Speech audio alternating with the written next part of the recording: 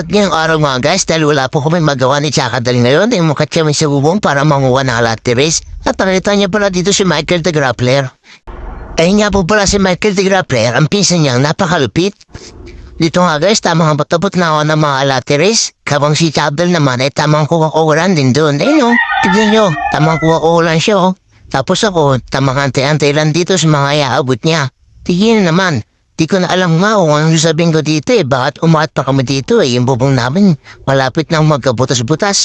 Pero dahil gusto niya, wala tayong magagawa. Wala akong magagawa kundi sumunod lang sa kanya. Kasi pag hindi ka sumunod, pag nagalit si Chakadal, sigurado tapos na.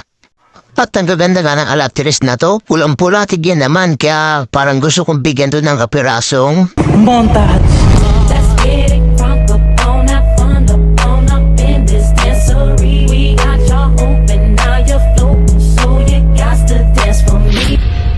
At sa part na nga yan na guys, baba na nga po pala kami kasi tapos ang manguha si Chakadal na halatiris. Ayun nga pala si Coco, parang gusto niya rin umakyat. Pero sabi ko, bababa na kami.